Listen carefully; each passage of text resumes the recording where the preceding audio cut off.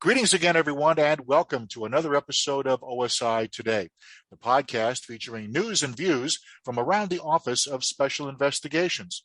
I'm Wayne Amon from OSI Public Affairs, and in this edition, we continue our very special series, My OSI Journey, showcasing the diversity and inclusion of our command-wide members.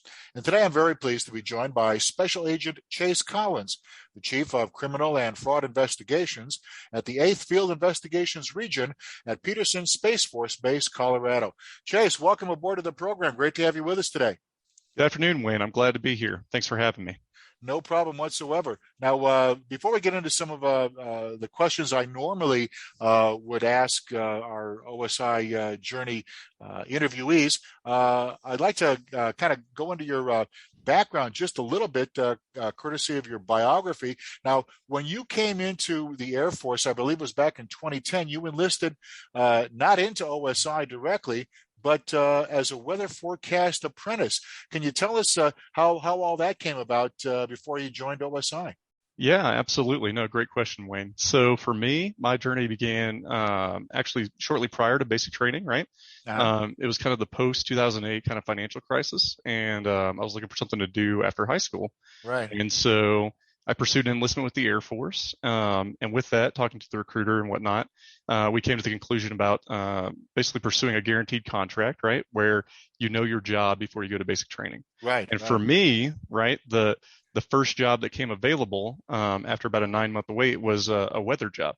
And I had no real inkling of what that meant or even what that job did. So It was kind of the first thing that the Air Force gave me an opportunity at. And that's kind of where my journey started. Yeah, absolutely. Back in August of 2010. Wow.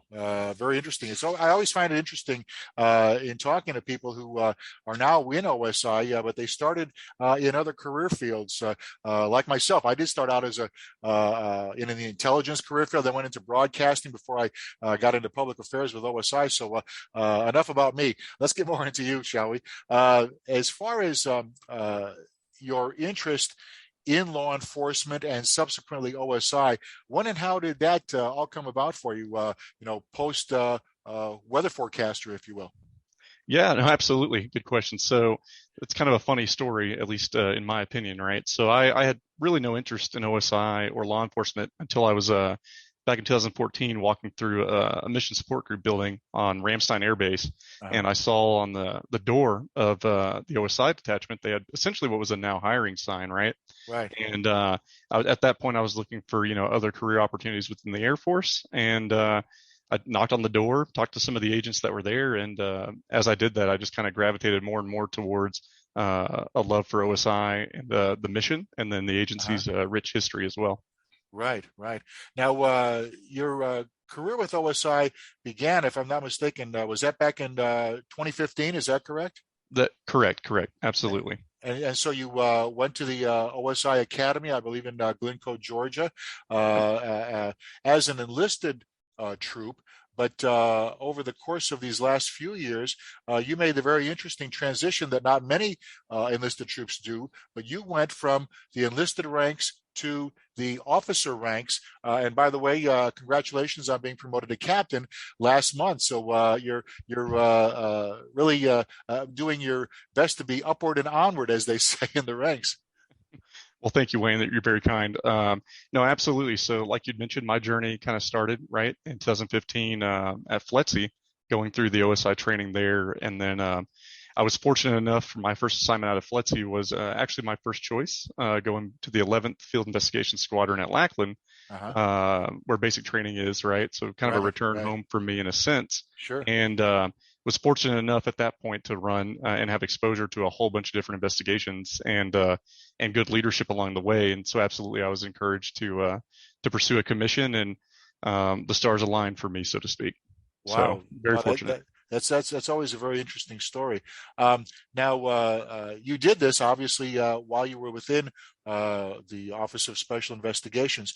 Were there any challenges that you faced when you transitioned from being on the enlisted side to the officer side, within the ranks of OSI? Yeah, I mean, without a doubt, I would say for me, there's been two distinct kind of eras of challenges that I've faced, right, in OSI. for me, it was that first transition from my prior career field to OSI. Right. For me, that was a big challenge personally because prior to OSI, right, as a young weather NCO, Uh-huh. you kind of get used to leading a small group of airmen in a mission that is fairly structured in the way that it's approached. Right. Whereas OSI, kind of from day one, it'll challenge you basically every day, right? That you're presented with a problem or Right. something new that you have to learn how to solve, which is a little bit of a different kind of way of approaching the business compared to weather. Uh-huh. So quickly within OSI, I found myself, oftentimes with maybe one other person, right, your partner agent, so to speak, trying to figure out how to interact with, other humans or a situation, Right. Right. potentially on the worst day of someone's life. So that was, for me, that was the first kind of big challenge and adjustment. Right. And then, of course, as you mentioned, right, so moving from the enlisted ranks to the officer ranks in OSI, that brought a separate challenge, right? That's more of the leading people and personality challenge and kind of accepting that you'll have to establish some boundaries, right, Uh-huh. and try to break other ones down. So two Yeah. distinct differences without a doubt, but great question. Right. Now, was there anything that helped you overcome those challenges? I don't want to say they're barriers because obviously you've been successful in overcoming those barriers or challenges.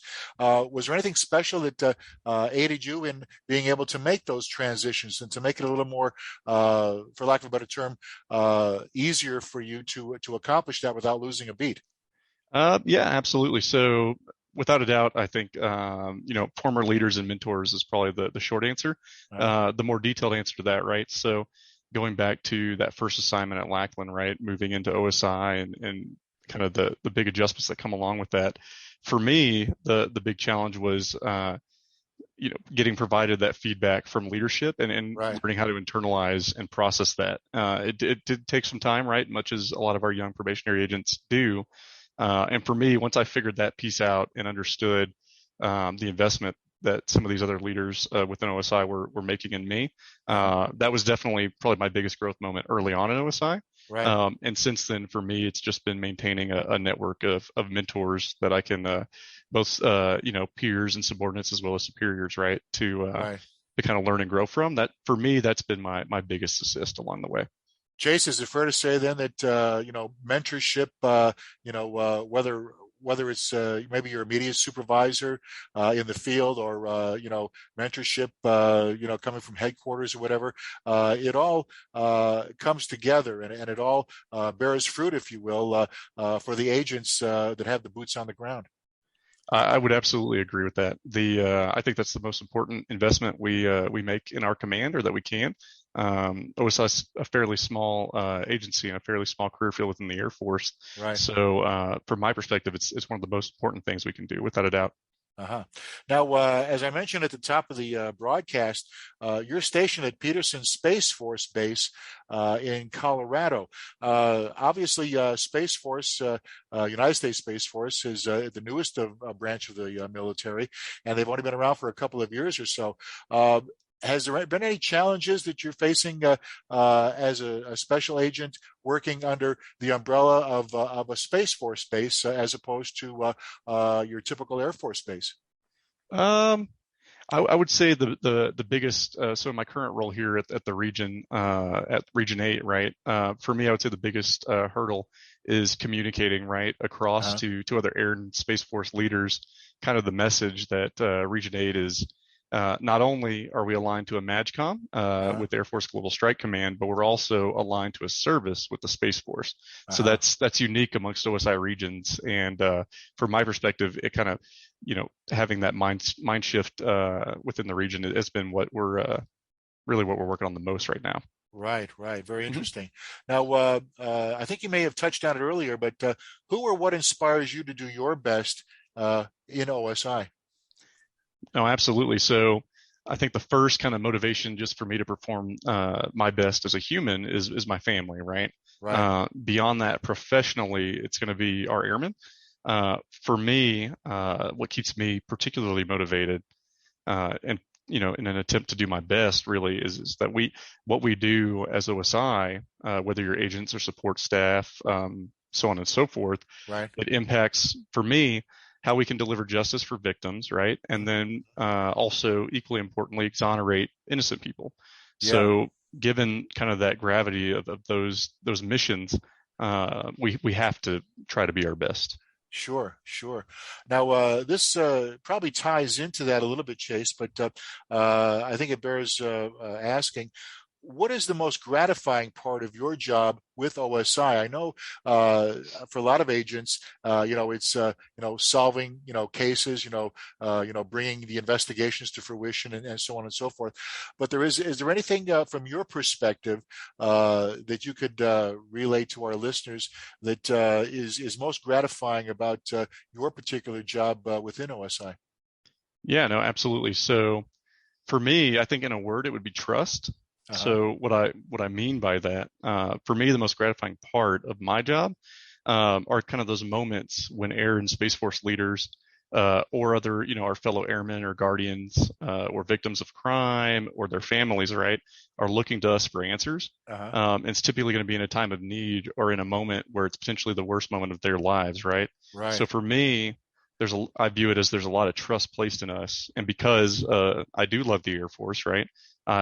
For me, the most gratifying part is that trust being placed in not only me, but my fellow agents and then OSI as a whole. I see. Okay, well said. Now, if I know hindsight's always 2020, Chase, but if you could do it all over again, is there anything that you would change at all about your OSI career? Absolutely not. Hmm. I Nope. see. Okay, very good. I guess that's the short answer. Is there anything else Absolutely. you like to kind of maybe elaborate on that a little bit? Yeah. I mean, No. you must be very satisfied with the way your professional career has gone. Obviously, going from enlisted to officer ranks and progressing up that ladder has been very gratifying for you. But it seems that what you've been doing out there has been quite a boon to you. I would imagine personally and professionally. Yeah, I agree completely. So it's been very fulfilling for me, and I wouldn't change my particular story or my Uh-huh. journey, right, Right. by any means. But with that, I do recognize that my journey is not the one size fits all for everyone, right? In Right. OSI, we Right. have to have folks from all sorts of backgrounds and different paths. Yeah. So I would not change anything about my particular career at this point by any means. But I also do recognize that there's plenty of ways to go about success in OSI, right? Oh, So, sure. Well, as they mhm. say, Chase, I guess flexibility is the key to air power. At least Yeah, that's what I was exactly, told. That's what I exactly. was told when I was Yeah, active duty back in the day. But yeah, flexibility. And you're right. One size doesn't fit all. That's why this particular series, which lets our listenership get into the particulars as far as the diversity and inclusion of our command is very entertaining to them because I like to say that the Air Force and of course OSI we're kind of like a microcosm of America, and so as a result of that, you're going to get great stories from all points, from coast to coast, border to border, no matter what your background. Our OSI folks seem to have a very unique story to tell, and yours is included in that. Now, Chase, putting on your not thinking cap, but your crystal ball a little bit, if I mm, will may. What direction do you envision OSI going into the future? I know I asked this a lot of our OSI Journey guests, and a lot of them say, the technology changes so fast, and it's a challenge to keep up with that. But from your perspective, mhm. there at Peterson, where do you envision OSI going into the future? Absolutely. Well, so you mentioned technology. I would say that that's kind of a constant undercurrent, right? Trying to keep Uh, up on that front. yeah. But broadly, I would say I see OSI kind of continuing to expand our efforts, primarily to combat targeted violence and then Mhm. also domestic extremism. I see. Beyond that, I also see OSI expanding its counterintelligence mission greatly, especially right now as the air and space forces are looking to bring several new weapon systems online Right. over the next decade or so. Sure. So that's kind of generically where I see us going. Very good. Now, obviously, diversity and inclusion has been a staple of OSI for many years. From your perspective, why is D&I foundational to the success of the Office of Special Investigations? Absolutely. So fundamentally, right, I believe that we all have different strengths and weaknesses that we bring to OSI through our backgrounds. Mm-hmm. So with that, right, especially OSI, we rely heavily on that diversity in our workforce, especially when you consider the Air Force is like over 130 different Air Force specialties. The Space Force is, at a dozen or so and growing, from my understanding, right? Sure. So kind of given that, in order to have like a holistic understanding of all the different bases, jobs, and then also like these microcultures almost that exist within different Air Force fields, and same for the Space Force. We as a command, we have to have that diversity to simply be able to operate in that environment, in my opinion. I see. Okay. As a recruiter now, being not just a special agent, but being, say, a recruiter for OSI, what advice would you give someone who would like to join the Office of Special Investigations? That's a great question. So I think I would tell that person they need to search inside themselves and kind of do some determining on whether or not they think they have the resiliency and the willpower to try and give 100% every day. Obviously, some of us, we're going to struggle on different days. That's normal. That's human. Sure. But in our job, we have to try to hit that mark every day, just because of the importance of if we get it wrong.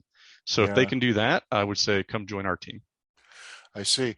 Is there anything that you would advise them to maybe study or in preparing themselves for a career with OSI that might help them along? In other words, I know that because as we harken back to your days as a weather person, was there anything that you were able to bring, maybe tangibly or intangibly, from that prior career field that kind of assisted you in your OSI endeavors?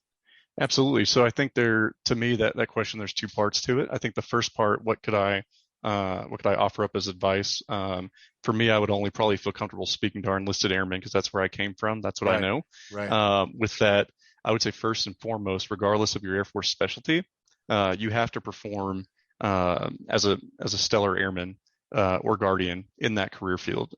First and foremost, you have to show you have to show an excellence, right? Beyond that, for me, I actually didn't study anything in particular as related to criminal justice or anything like that ahead of time. Right. For me, I was focused on the performance aspect. And then once I started the OSI recruitment process, then it was strictly being able to try and make that adjustment from being a high performer wherever it is that you came from to becoming kind of a very good listener. So that would kind of be my advice there. To your other side of that question, as far as what you can bring that's intangible or tangible, I would say that's both. There's both of those within OSI, depending on where you come from, whether it's a civilian, a newly commissioned officer from ROTC or the Air Force Academy, or if you come from the enlisted ranks. I would say each of those is going to bring a unique perspective, whether it's life experiences, Air Force experiences, or academic, right? I think we have to have a blend of all three, which is a reflection of why our command set up the way it is with enlisted officer and civilian special agents and support staff. Okay, very well said. Chase, before we wrap things up, is there anything else that you'd like to add? No, nothing to add from me. I just wanted to thank you for inviting me to be a part of this podcast. I'm a fan, and I appreciate your work getting OSI's message out there into the public sphere. Well, thank you so much, Chase. Our guest has been Special Agent Chase Collins, the Chief of Criminal and Fraud Investigations at the 8th Field Investigations Region at Peterson Space Force Base, Colorado. Chase, thanks again for taking the time to be with us. Absolutely. You're very welcome. Thank you for having me. And thanks to all of you listening for tuning in. For OSI Today, my OSI Journey, I'm Wayne Amon saying so long for now.